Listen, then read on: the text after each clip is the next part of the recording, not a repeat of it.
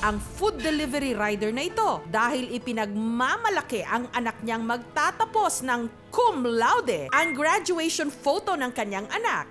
Hindi lang niya idinikit sa kanyang bisikleta, ginawa pa niyang kwintas. Nakita niya talaga sa buong mundo na proud siya. Nakita ko kasi yung paghihirap niya. Nadaanan ko siya, tapos pagdating namin sa stoplight, doon ako nagkaroon ng moment, nakuhaan siya. After ng isang linggong trabaho, tapos makikita ko to, nakaka-proud maging magulang na lumaban araw-araw. Dito sa Antipolo Rizal, nakatira ang rider na ito. Nakadikit pa rin sa kanyang bisikleta ang litrato ng kanyang anak na si Sofia na magtatapos ng kursong Bachelor of Science in Business Administration, major in Financial Management. Nag-isip ng paraan paano ko may sisigaw sa mga tao na yung anak ko makakapagtapos na ng kolehiyo at may bonus pa na cum laude. Pa-print po ako ng graduation picture ng anak ko. Balak raw talaga ni Elmer na paggawa ng tarpaulin ang kanyang anak. Pero dahil halos 800 pesos raw ang magagastos, nag-isip na lang siya ng ibang paraan. Nakita ko yung litrato niya sa cellphone. Pa-print akong 2 piraso. Sa laki ng bond paper. 95 pesos yung palaminate ko sa isang pirasong bond paper na litrato. Ang ipinalaminate na graduation photo ni Sofia ang isinuot na rin niyang kwintas.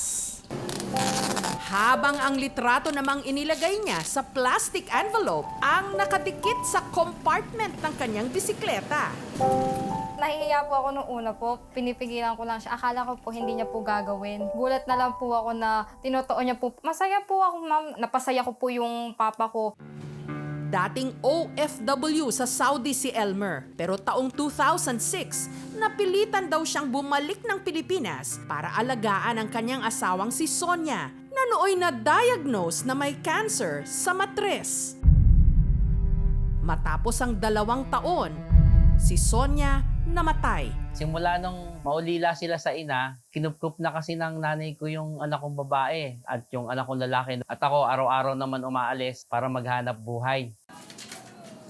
Pinasok ni Elmer ang pagiging food delivery rider. Araw-araw, pumapadyak siya ng halos 2 oras papuntang Ortigas kung saan siya maghihintay ng mga order.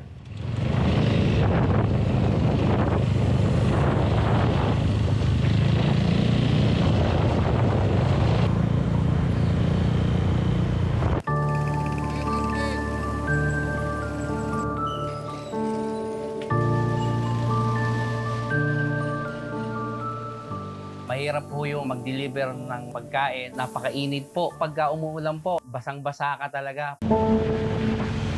May mga pagkakataon din daw na sa halip na kumita, napapaabono pa siya tuwing nabibiktima ng fake booking. Wala po akong kinita dahil napang-abono dun sa scam. Masakit sa kalooban kasi nagbibisikleta ako eh. Literal na ang puhunan ko, dugo at pawis. Kada araw, kumikita siya ng 500 to 1,200 pesos. Kung nakatapos sana ako ng 4 na taong kurso o 5 taong kurso, mas madaling makapasok ng trabaho at mas mataas na posisyon, mas magandang sahod. Para matulungan ang kanyang ama, si Sofia naging working student. Nagiging cashier po ako sa mga grocery stores. Napaisip lang po, bakit di na lang po kami pinanganak ng mayaman po. Pero ganun po talaga yung buhay. Along the way naman po, mababago naman po yan basta magsumikap ka lang po at magtiwala po sa sarili mo po. Proud ako sa'yo.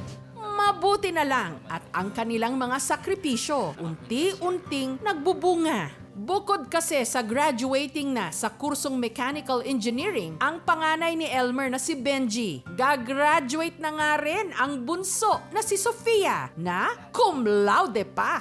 Malilesen na yung burden ni Papa sa pagpapaaral. Parang walang sapat na salita para maipaliwanag yung naramdamang kasiyahan. Sumusuntok ako sa hangin eh. Samantala, si Elmer, sinamahan ng aming team sa isang espesyalista. Yung madalas kong pag-ihi, hindi na ako komportable. Marami pong reasons kung bakit ihi ng ihi. Infection sa ihi, pwede po yung tinatawag nating prostatitis. So nagpagawa po ako ng mga laboratory to check. General naman po, no, ang ospital ay willing naman po tumulong. No? Last year pa po, nag-start po ang pamahalang lungsod ng Antipolo na magbigay ng cash incentive sa lahat ng mga taga-Antipolo na graduate with Latin Honors. Laude, kaya binibigyan po natin siya ng 5,000 piso. Magandang hapon po. Pagka-uwi, isa pang sorpresa ang naghihintay sa kanya. Napanood po namin yung video nyo, sir. Isang brand new e-bike na maaari niyang gamitin sa trabaho. Naantig po talaga yung puso namin. Perfect candidate po siya para bigyan po talaga ng e-bike po. Salamat ng madami, ma'am. Thank you very big. Napakalaking tulong po nito. Dapat ang edukasyon dito sa ating bansa ay maging accessible, hindi lang para sa mayaman, kundi para din sa mga mahirap. Kailangan siguro natin ngayon ay bigyan ng solusyon yung kahirapan. Nung recognition day nila Sofia, ang kanyang medalya, isinuot niya sa kanyang tatay Elmer. Si Papa po, my one and only hero. Si Papa po talaga naging inspirasyon sa lahat. Para magsipag po ako sa pag-aaral. Nagpapasalamat ako sa namayapa akong asawa. Nagpapasalamat po talaga ako. Sobra. Kasi po, sa totoo lang, marami akong pagkukulang sa asawa ko. Nawala siya maaga. Yung ginagawa ko, karaniwang ginagawa ng isang ama. Hindi dapat sa akin i-credit. Yung anak ko talaga, hindi sa akin talaga. Yung Superman po pala, umiiyak din po.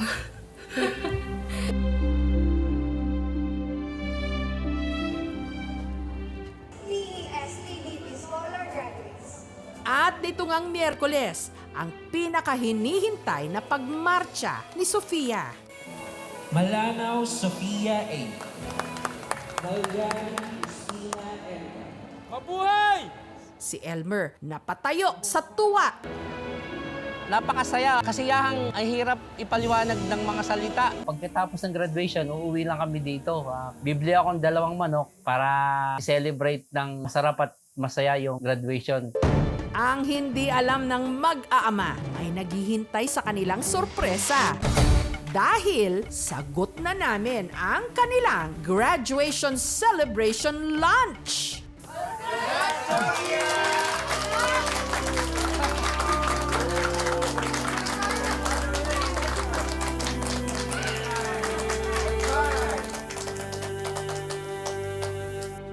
Thank you po talaga.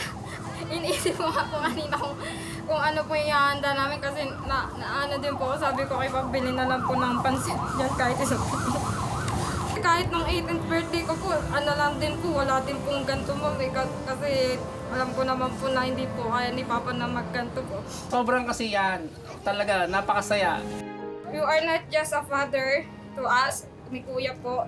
You also stand as our mother. That's why I want to thank you po for your hard work and sacrifices po. Words are not enough po to express how grateful I am to call you my father, but I will proudly say it po, Papa. Thank you po. Thank you.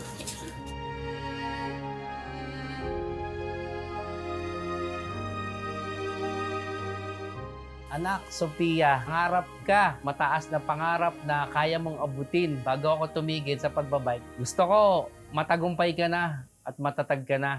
Sana ang bawat pagtatapos isa ring simula. Para ang higit na kararami nating mga kababayan makaahon at patuloy na magpapadyak sa laban ng buhay.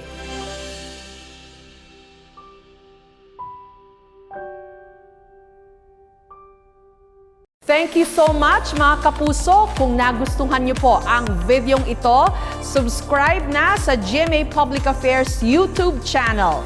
Don't forget to hit the bell button for our latest updates.